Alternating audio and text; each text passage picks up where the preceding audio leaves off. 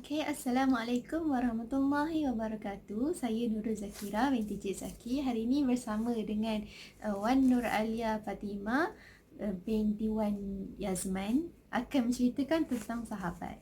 Antara sahabat dan keburukan ada sahabat. Apa itu persahabatan dalam Islam kan? Apa itu sahabat? Apa yang korang tahu? Yang kita tahu sekarang ni kita ada kawan, rakan. Sahabat ni dia macam orang yang ada dengan kita. Masa susah ke senang ke dia ada selalu dengan kita. Dia selalu tolong kita. Itulah sahabat yang sebenar. Ya, susah sekarang ni kita nak cari sahabat. Tapi tak apa. Tapi kadang-kadang sahabat pun even though dia, walaupun dia ada time susah, kadang-kadang dia tikam belakang juga kan. Tak apa, yang tu hal lain. Yang tu Wan Nur Alia, sahabat saya, akan cerita selepas ni. Okay, saya cerita sekarang ni apa yang penting tentang sahabat. Okay, yang pertama, kenapa sahabat tu penting? Sahabat ni dia penting sebab dia selalu peringatkan kita tentang agama Islam kita. Dia selalu teringatkan kita baca Quran tak lagi, solat tak lagi, hari ni puasa tak? Sebab puasa sunat kan? Okey. Dalam dalil ayat Quran surah Al-Furqan ayat 27 hingga 29 yang bermaksud, dan ingatlah pada hari ketika orang zalim menggigit dua jarinya, menyesali perbuatan seraya berkata, alangkah baiknya kalau aku di dunia dahulu mengambil jalan yang benar bersama-sama Rasul.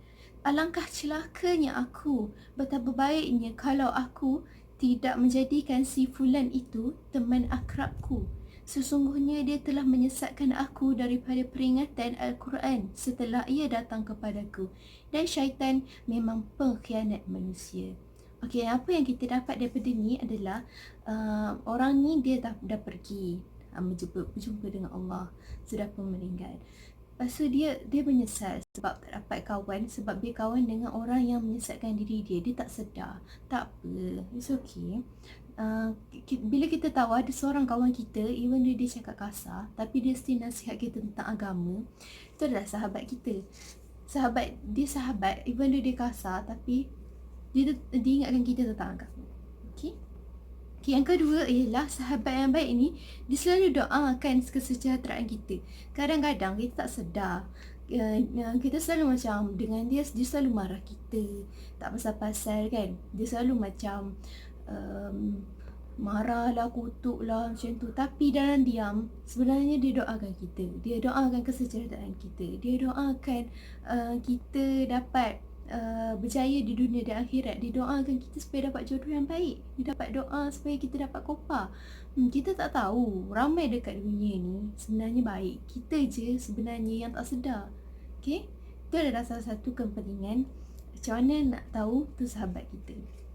Sahabat, kenapa penting sahabat ni? Okay. Yang ketiga adalah sahabat ni dia sebenarnya membentuk diri kita sebenar tau. Dia macam kita, kalau kita kawan dengan orang ni, kita mungkin dapat tempias orang ni, dapat tempias orang tu. Maksudnya orang sekeliling akan tengok siapa kita kawan, siapa yang kita bersahabat. Macam tu. Okay, dalam sebuah hadis Rasulullah SAW bersabda, pemisalan teman yang baik dan teman yang buruk ibarat seorang penjual minyak wangi dan seorang tukang besi. Penjual minyak wangi akan memberimu minyak wangi atau engkau boleh membeli minyak wangi darinya.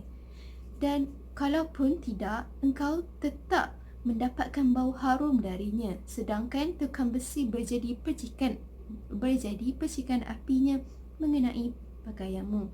Dan walaupun tidak, engkau tetap mendapatkan bau asapnya yang tidak sedap. Hadis riwayat Bukhari 5304 dan Muslim 2628. Okey, apa yang kita dapat daripada hadis ni adalah kita tahu apa yang saya cakap tadi. Kalau kita kawan dengan siapa-siapa pun orang tengok tahu.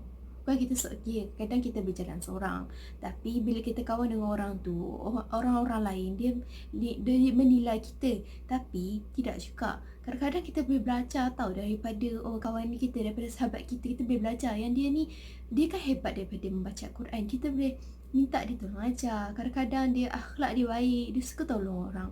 Dia suka jalan-jalan tengok buat ada sampah, dia tu pun tolong buang. Tu dapat pahala. Mana tahu kita pun belajar daripada tu kan. Kadang-kadang kawan kita ni dia tak suka cakap kesat, dia tak suka tahu, dia tak suka sangat-sangat. Lepas tu kawan-kawan orang dia tak suka, lepas tu kawan dia yang rapat dengan dia pun tak ikut sebab rasa bersalah kalau sebut depan dia. Itulah maksud dia. Dia boleh membentuk akhlak kita. Okey, yang kesimpulannya saya cakap saya cakap sekarang ni, kalau korang tak jumpa sahabat yang baik, tak apa, maka korang jadilah sahabat yang baik tu untuk kawan-kawan korang. Jadilah seorang yang sahabat yang betul. Kita sekarang ni dah akhir zaman, susah kita nak jumpa kan sahabat-sahabat yang baik ni. So, apa salahnya kalau korang boleh buat apa pun kat dunia ni, jadilah sahabat yang baik. Okey? Kita itu saja. Terima kasih. Seterusnya saya akan berikan video ni kepada Wanu Alia binti Wan Yazman, sahabat saya. Terima kasih.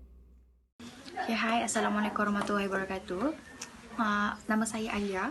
Okey, baiklah. Kalau tadi sahabat saya Zakirah telah pun mencerita sedikit sebanyak mengenai sahabat, sekarang saya nak cerita apa benda isu yang selalunya kalau ada sahabat ni mesti ada isu ni juga. Okey, isunya adalah isu yang sangat trending, which is mengumpat ataupun dalam bahasa Arab kita panggil ghibah. Okey, apa sebenarnya yang dimaksudkan dengan mengumpat ni? Apa maksud ghibah? Okey, ada satu hadis dari hadis Sahih Muslim. Ada hadis daripada Sahih Muslim yang berkata Rasulullah pernah bertanya kepada sahabat, apakah yang dimaksudkan dengan ghibah, mengumpat ni? Lalu sahabat menjawab, hanya Allah dan Rasul sahaja yang tahu. Lalu Rasulullah pun menjawab bagi pihak mereka, mengumpat ni adalah satu perkara yang kamu sebut mengenai sahabat, mengenai seseorang yang dia tidak suka.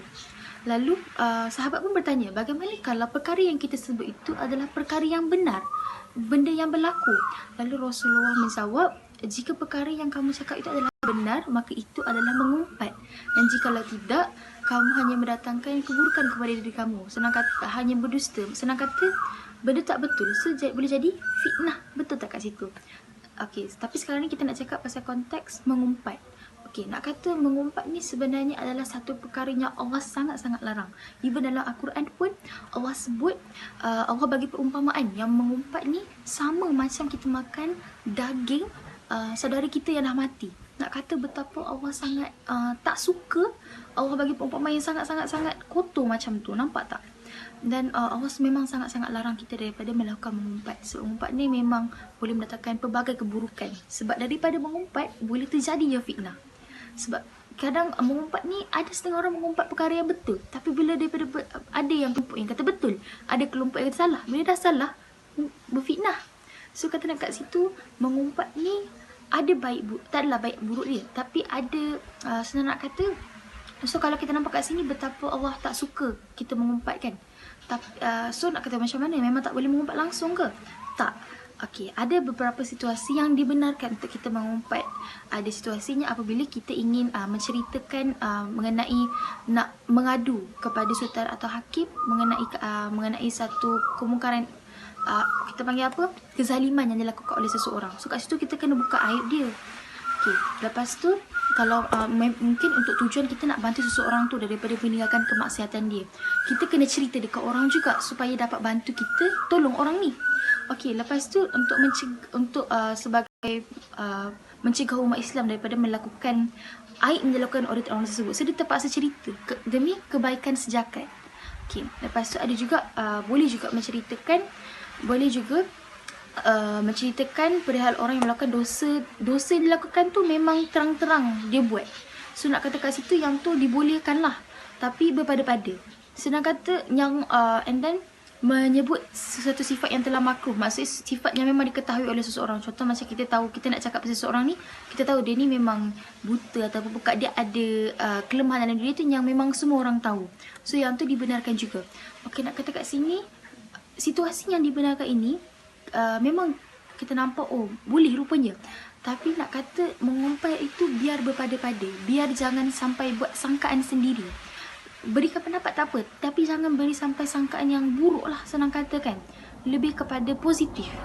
Okey, nak kata kat sini, so kat sini boleh nampak lah betapa Allah tak sukanya, betapa kita dilarang mengumpat, dan macam mana sebenarnya mengumpat ni juga boleh dibenarkan dalam Islam.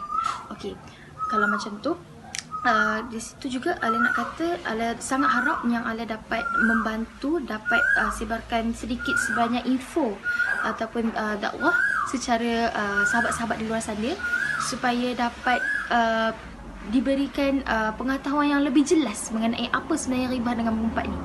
Okey, nak kata and then nak kata kalau boleh, kalau korang dapat banyak daripada apa yang kita orang sampaikan ni, minta korang sampaikan juga kepada sahabat-sahabat korang yang lain, ataupun korang boleh share video ni kepada sahabat-sahabat yang lain. Okey, so sekian saja daripada saya dan Zakira. Assalamualaikum warahmatullahi wabarakatuh.